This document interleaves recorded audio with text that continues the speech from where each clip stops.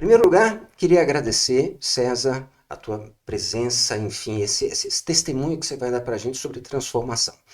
E queria que você começasse se apresentando. E eu não vou arriscar o seu sobrenome para não cometer nenhuma gafe, então, enfim, fala um pouquinho de você, César.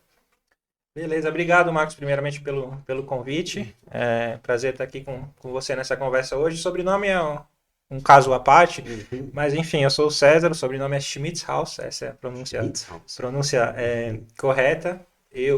Hoje eu sou responsável por tudo que envolva tecnologia e inovação dentro da Teutec e estou à frente aí da nossa operação de cloud, que Uhum. começou nos últimos aí, desde 2013, a gente vem pensando em como transformar uma empresa de 30 anos, 31 anos agora, Uhum. completados esse ano, e achamos na computação em nuvem um dos principais pontos aí para a gente conseguir fazer essa transformação da empresa. A gente nasceu na década de 90 e naquela época trabalhando com o sistema brasileiro de telefonia. Então, nós prestávamos serviços para as operadoras locais, que eram estaduais. Isso se estendeu até a privatização do sistema, que foi ali no final da década de 90. E aí a gente teve uma primeira transformação, que foi ir para a área de TI.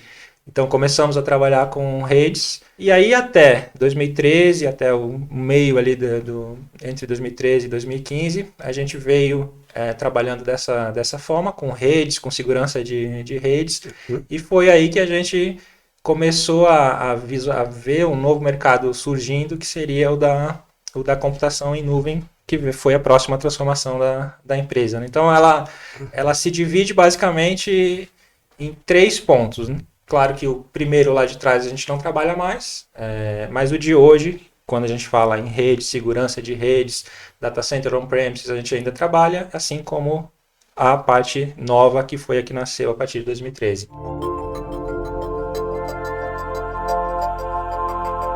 Então, vocês eram telefonia, foram para networking. Perfeito.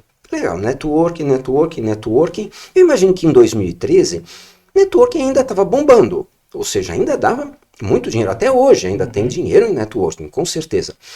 O que aconteceu nessa época que vocês começaram a olhar e disseram, eu tenho que fazer alguma coisa? Qual foi o insight? É, a gente sempre buscava, sempre, e até hoje, né, a gente busca novas tecnologias, novos conceitos que a gente possa ser relevante no nosso cliente final. E aconteceu uma coisa engraçada naquela época, e o fato que aconteceu foi que a gente perdeu um projeto. Um cliente que já era nosso cliente, e a gente perdeu, e assim, mas como assim? O que aconteceu para a gente perder Uma perda esse dolorosa. projeto? Foi uma perda bem, bem dolorosa. Uhum. E aí fomos lá conversar com o cliente, e o que aconteceu foi, não, a gente resolveu ir para uma tal de nuvem e vamos armazenar esses dados aí que a gente estava trabalhando em forma de data center, agora a gente vai para a nuvem.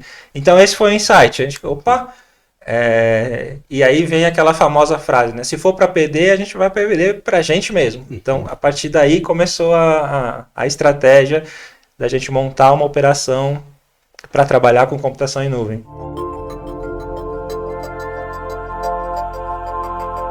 Vocês sabiam em 2013 qual era o caminho? Ou vocês começaram a testar alternativas? Como é que foi esse processo? A gente começou, a gente brinca, né? É fácil olhar para trás e falar que a Uhum. gente sabia qual era o caminho. Mas de fato a gente não sabia. Vocês tinham um plano para isso? Vocês desenharam um projeto para isso? Ou seja, vocês fizeram, olha, até aqui eu vou, esses são os meus limites, enfim. Não tem, porque no início você não tem como ter certeza que o troço vai dar certo. É uma aposta. Tem um componente de risco, né? Vocês pesaram isso tudo, botaram no papel, como é que foi esse processo? Pensamos, o nosso business plan, quando a gente criou, ele previa um break-even no segundo ano. Uhum. Então a gente foi um pouco mais rápido do que estava planejado. A gente não chegou a fazer uma revisão desse plano no meio do caminho para ver se ia precisar de mais tempo investindo, justamente porque a gente viu que a demanda era muito alta. A linha Então a linha estava super favorável. Exatamente, estava bastante favorável. O modelo de negócio dessa tua BU, ele é diferente do antigo modelo de negócio, do que ainda está rolando da Teutec, não é? Ou seja, não foi só uma mudança de portfólio, foi? Não. O nosso modelo tradicional de negócio, que como você bem falou, ele existe e continua, inclusive, bem até hoje, mas ele está estabelecido em cima de um projeto transacional. Então, a gente faz um grande projeto, entrega o projeto para aquele cliente, recebe e finalizou ali um ciclo. Aqui não. Quando vocês escolheram cloud, escolheram a nuvem, no início isso chegou a conviver com a operação antiga, ou seja, era o mesmo time de vendas, o mesmo time técnico, e depois vocês separaram? Ou de cara vocês já tomaram a decisão de separar tudo? Não, a gente sofreu um pouquinho tentando treinar o time de vendas, falando para o time de vendas isso é o futuro. Muitos projetos vão acontecer aqui e eles não davam bom. Entrava por aqui, saía por aqui. Exatamente, entrava por aqui, eles continuavam do outro lado vendendo o que a gente tem de core tradicional dentro da empresa. Às vezes você monta uma oferta e aí coloca para o seu time de vendas testar mercado, né?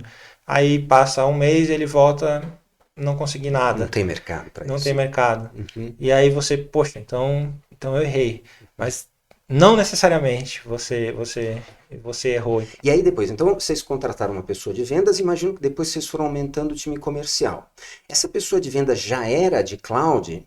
Vocês trouxeram de fora, ela já estava acostumada com cloud, ou vocês formaram essa pessoa? Não, eu não digo nem que a gente formou, eu digo que a gente se formou juntos. Exatamente, porque era um mercado muito novo, então ninguém sabia o que era nuvem, o que dava para fazer em nuvem. Então a gente foi entendendo as necessidades dos nossos clientes e Mas montando já era ofertas. uma pessoa de vendas de TI ou não? Nem isso? Não, nem isso. Ou seja, não era uma pessoa que vinha com aqueles hábitos, digamos assim, tradicionais on-premise. Era uma pessoa que vinha sem isso. Era uma pessoa que a vivência dela na área de tecnologia era com desenvolvimento. Tá. E que era uma pessoa de bom relacionamento, enfim. Então a gente, ele conhece desenvolvimento, talvez faça sentido. Vocês separaram vendas. Vocês separaram outras coisas depois, tipo pré-vendas, implantação, ou isso ainda é um pouco comum? Separamos também. E essas pessoas são pessoas que já estavam, vocês trouxeram ou misturaram? Tem misturado, mas na grande maioria a gente trouxe pessoas novas. Você acha que se você tivesse tido que fazer o projeto inteiro só com gente dentro de casa, sairia? Eu não vou dizer que não sairia, mas com certeza demoraria bastante. É mais difícil, porque você tem... É muito difícil você conseguir... eu não sei se convencer é a melhor palavra, mas conseguir convencer as pessoas a acreditarem naquele projeto. Vocês fizeram isso um pouco com cabeça de startup. Sim. Né? Sabendo que vocês não iam acertar de primeira nem de segunda. Com certeza. Esse é um processo de tentar, errar, ajustar. Startup fala errar rápido para errar barato. Sim. Né? Então vocês já tinham essa consciência. Sim, com certeza. E aí vem uma outra pergunta. Essa até está na lista. A questão é, você acha que o perfil do teu cliente, da unidade cloud, é exatamente o mesmo ou tem alguma diferença em relação ao perfil do cliente da unidade tradicional? Eu diria que lá no início era bastante diferente, porque os projetos eram muito diferentes. O perfil mais tradicional, respondendo em duas partes, no passado sim, era muito diferente, mas hoje eu acho que a tecnologia ela vem se consolidando tanto que já está ficando mais... Já tem uma interseção muito grande. Exatamente. A gente faz esse trabalho, né, de transformação e muitas vezes, empresa de TI que está indo para a nuvem, a gente ouve coisas do tipo, o mercado não está pedindo tanta nuvem assim, eu não estou vendo.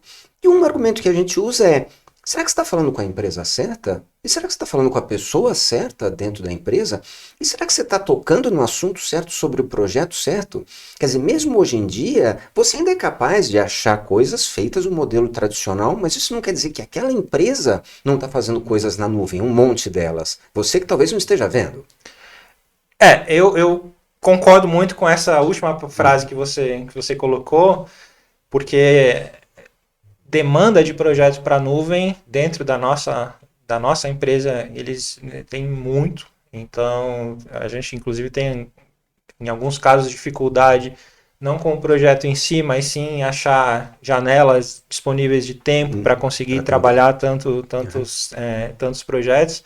E eu gosto de responder com exemplos, né? Essa eu não vou falar nome, mas tem um caso que é bastante conhecido de uma pessoa de determinada empresa falando que aquela empresa, que é uma grande empresa, não tem nada e não iria para a nuvem. E ao mesmo tempo tinha um case publicado dela de uma outra área em nuvem. Vocês obviamente têm uma série de produtos de grandes fabricantes, mas eu imagino que vocês não tenham feito só uma revenda. Vocês agregaram serviços nisso para se diferenciar? Legal, acho que esse é um ponto super, super importante. Sim, a gente já tinha, antes da operação cloud, e aí vem todo o legado, a história da empresa que nos ajudou também.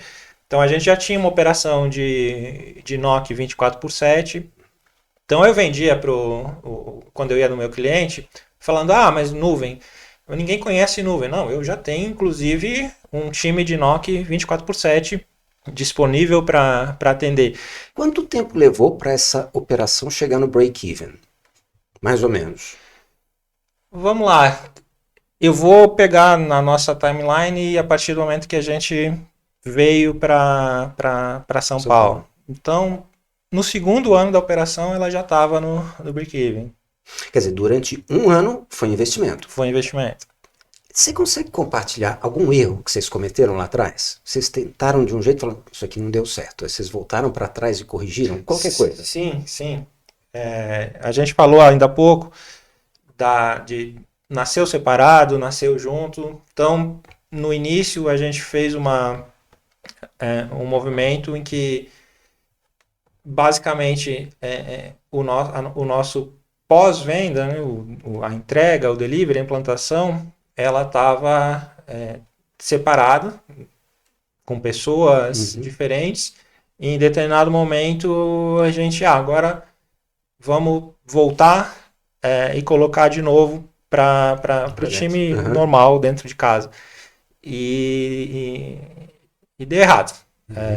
Então a gente começou a ter problema, não estava funcionando bem, os clientes começaram a reclamar, inclusive a gente teve muitos cancelamentos, o nosso churn aumentou, e aí a gente voltou atrás.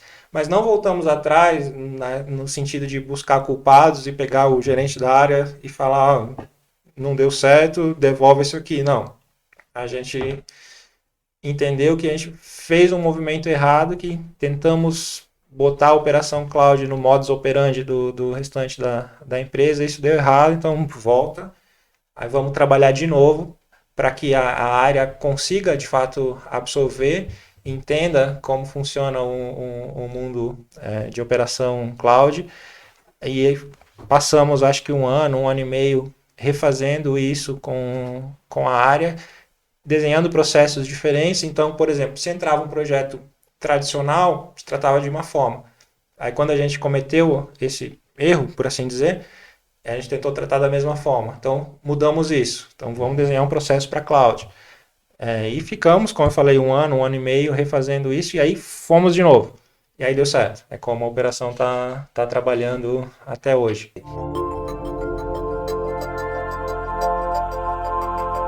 Porque, como eu falei no início, a gente está acostumado a trabalhar com coisas muito diferentes, coisas grandes, coisas que têm uma operação bastante diferente.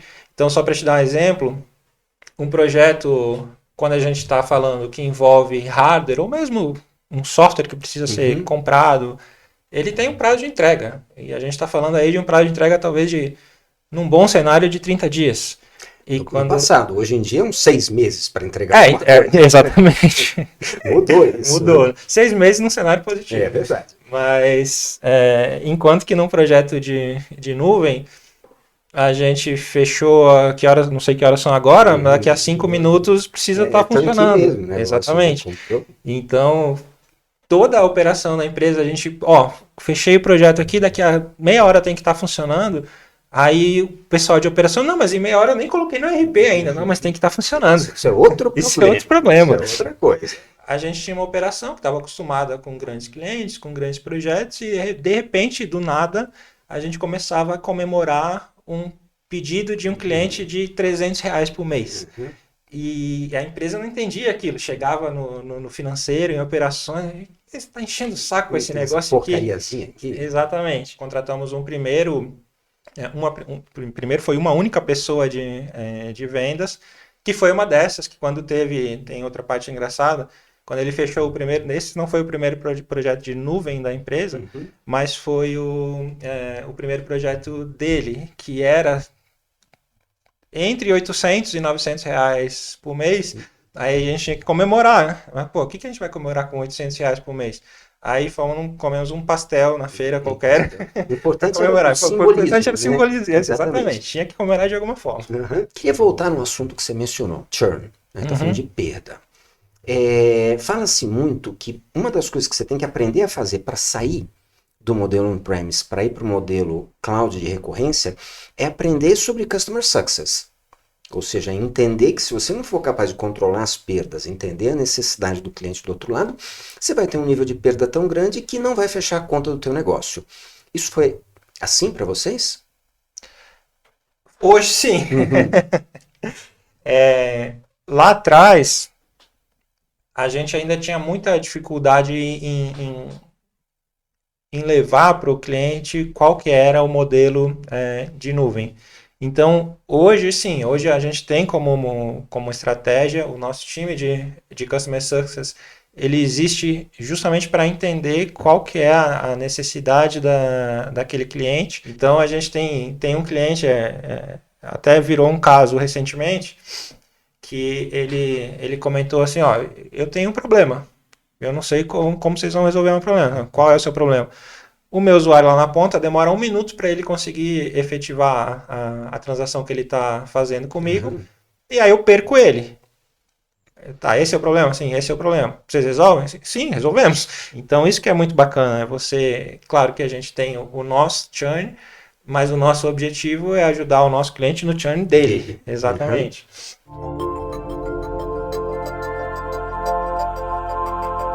A gente vem aí, a cada 2 anos, a gente dobra a operação cloud, falando em faturamento, e vem reinvestindo muito, né?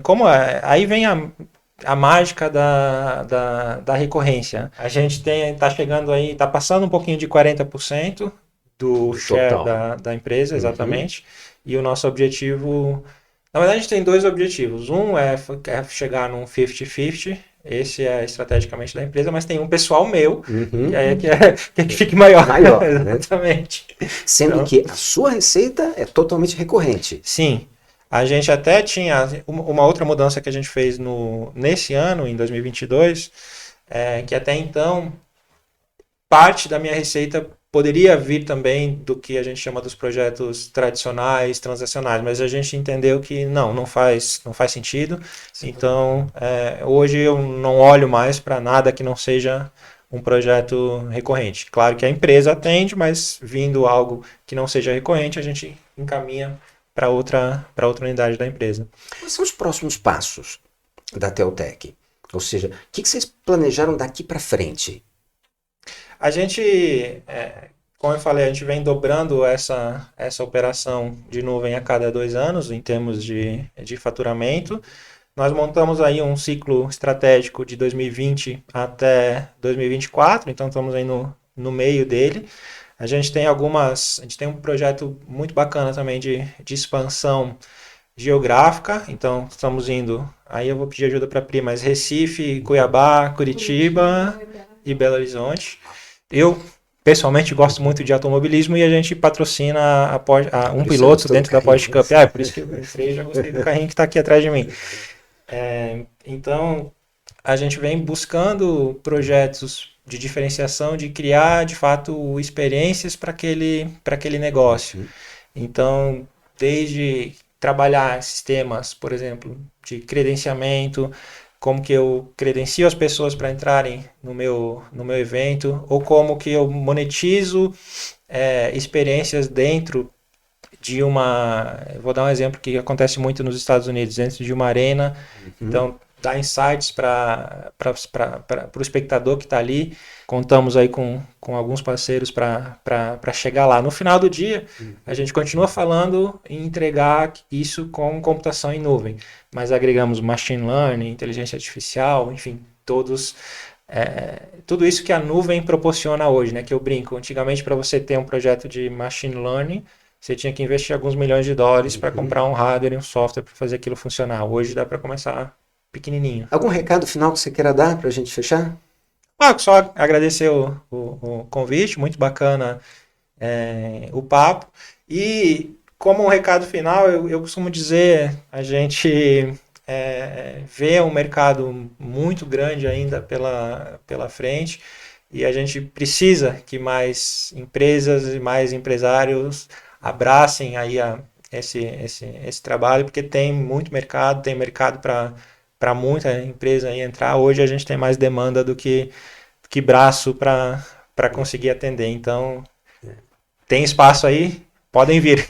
E conhecer o caminho e percorrer o caminho são coisas muito diferentes. Com certeza. Vocês tomaram a decisão e persistiram nisso, né? E é isso que fez o diferencial. O sucesso de vocês está aí. Um projeto estruturado, um planejamento, saber reconhecer quando você comete um erro, voltar, corrigir, até a coisa entrar nos trilhos. Então, esta disciplina e esse trabalho de quase 10 anos é que levou vocês até onde vocês estão. Né? Não foi um insight, não foi um estalo, né? Com certeza.